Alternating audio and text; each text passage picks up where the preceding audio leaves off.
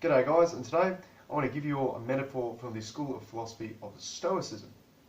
Now before we get into the metaphor itself, I think it's important that we think upon the aspect of man, specifically its aspect as an organism able to affect change in its environment. So if you think about the natural world, you've got your plants, your animals, your little microorganisms and that sort of thing, all of them to some extent are able to control their environment. You know, plants can tilt to face the sun, animals can obviously have a better time because they're mobile and they can move around and this sort of thing. But compared to humanity, they're nothing. Plants can't move. If there's a predator coming to get them, well, they basically just have to cop it. Animals, if there's certain weather events, they just have to cop it. There's nothing they can do to avoid this sort of thing, but humanity is much more better able to control their own environment. So just looking around me now, because humanity didn't want to be out in the cold, in the sun and that sort of thing, we have walls, we have roofs over our head, we have running water, we have fans, all this lovely stuff that enables us to control our environment. And this is obviously increasing over time as the Human Development Index increases. But this leads us to an unfortunate clash with reality sometimes. Because we are so able to control our environment, especially nowadays, it can become quite confronting to us, again, especially nowadays, when we find ourselves unable to control reality and we come up against the unchangeable reality of it. And this can be quite tough because especially nowadays we can basically get anything we want. You know, I'm thirsty, I'm going to go at least to the sink to get some water, or if I'm feeling like I don't know, something else, I can go to the shops, I can get a soft drink, I can get a beer, basically whatever I want. And food's the same, you know, I can either go to the fridge or I can order Uber Eats and all this sort of stuff. If I want to have sex, I can just watch porn, and my every whim can basically be catered to at any time, especially with the internet and so on and so forth. So we're pretty used to getting what we want all the time. But unfortunately we can't do this all the time, and this, I think we tend to forget this sort of thing and we run up against reality and it makes us feel quite miserable. So this is where this metaphor from Stoicism comes into it. So it was developed by Zeno of Crichton, who was the founder of the school of Stoicism. And what he said is that often we are like a dog tied to a cart. Now when a dog is tied to a cart, even though it is restricted in its movements, it still wants to go wherever it wants. You know, being a dog, it wants to go to here, it wants to go to there, it wants to sniff this, it wants to say hello to all the other dogs.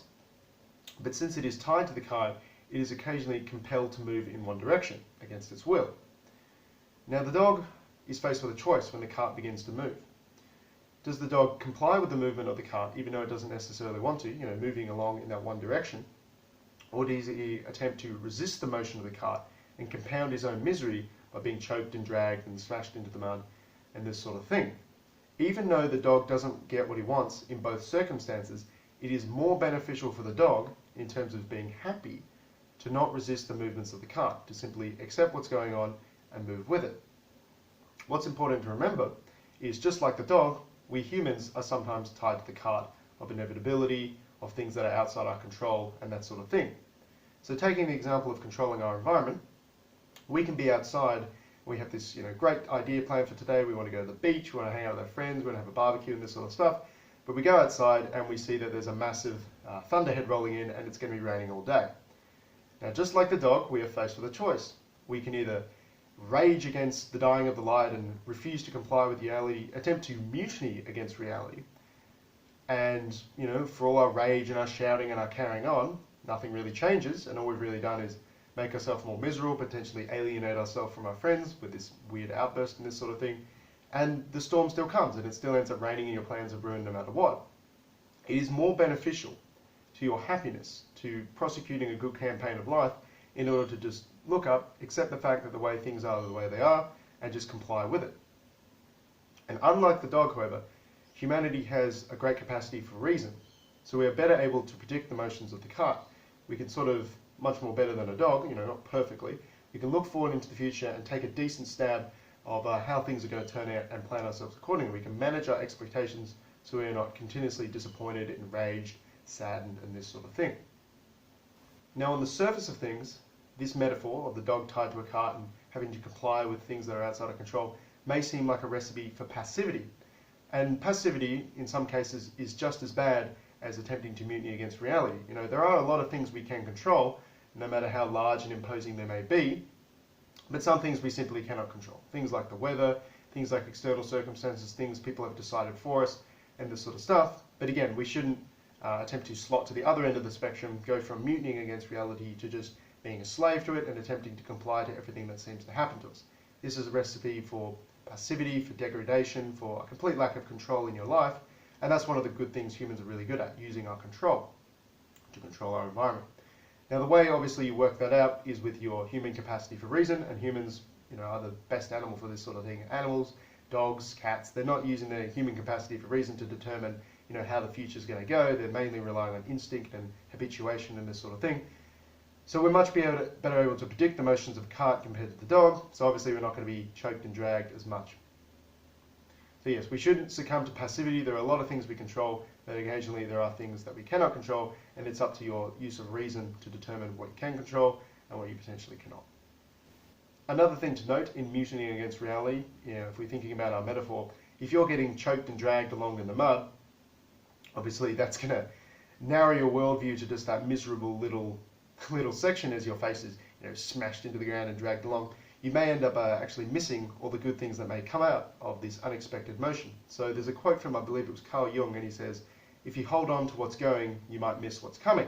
And I think that's an important thing to highlight in this metaphor, which Zeno did not, is that if you're mutinying against reality, if all you're doing is focusing your worldview into the cart and how despotic and horrible it all is, you might actually miss the unexpected benefits that come of a certain inevitable motion. Because again, life is impossibly complex, it's very chaotic, but chaos is not necessarily a force of pure destruction. It's also gestation, the forming of new ideas and innovation and this sort of stuff. So just because things are compelling you to move in one direction doesn't mean it's a wholly negative experience.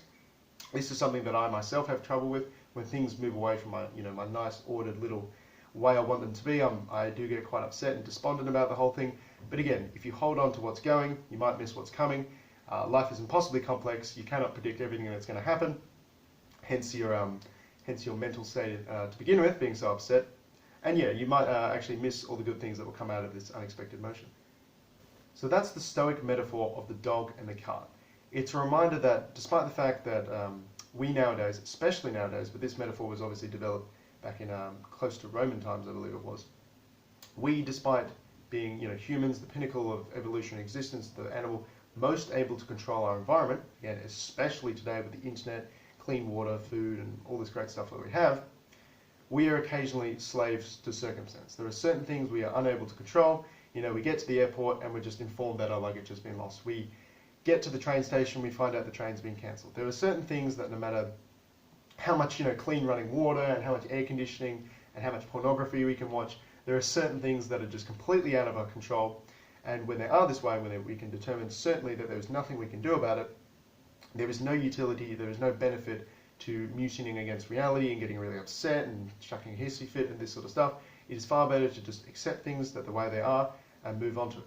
But again, I really want to highlight this. This is not a recipe for passivity. We should be aware that, again, we are able to control reality despite things, being huge and imposing. We have this human capacity for reason, for negotiation, and we are capable of controlling many things that on the surface may seem uncontrollable. I hope this piece of Stoicism provides some consolation in times of inadequacy, rage, frustration, and all the different things that life can throw at you very unexpectedly. It doesn't have to be so horrible. We can't control everything, but we can always control our reaction to that thing. So, thanks all for sticking around, and have a good one.